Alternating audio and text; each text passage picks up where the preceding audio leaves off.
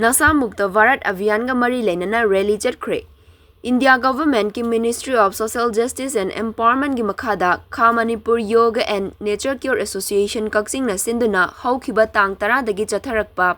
Nasha Mukt Bharat Abhiyaan ngarang loishinkhre. Vikshit Bharat ka mantra Bharat ho Nashe se Swatantra haiba theme na chatharakpa campaign asigi ngarang loishinba numitta rally chatkhre. Rally adu District Social Welfare Officer Kakching Nikita Thangjam, Child Welfare Committee Kakching gi Chairperson Naorem Kumari amadi Manipur Yoga and Nature Cure Association Kakching gi Chief Functionary Dr. Mayanglambam Rajkumar na Keirak Sekmai Barrage Canal manaktagi lamtharaga Kakching Chumnang laikai machin manau jinglakta leiba Ananda Singh Yoga and Nature Cure Research Hospital Kakching fauba chatkhi hairi.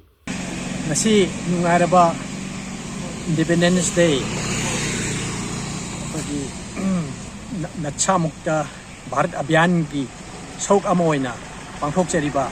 pagi Manipur Yoga and Nature Cure Association ki staff sing amadi members sing punna pagi ngasigi Independence Day of India 2024 ga mari Leinana pangthokjariba rally asida participate tawriba mayam bu hanana thagachaba thagachari loinana hoigi ngasi haiba numit sidagi hona aikoina Bharat Pumba, Bharat ki Nagrik Pumba, Akoi Pumba se, Koi Isa Isana, Hona Zaraga, Nasha Dagi, Free Waiba, Haiba, Ogel Siga Loinana, Reliasi Satsabane, Reliasi Pangtopada, Koi Ministry of Social Justice and Empowerment, Makhada, Akoina,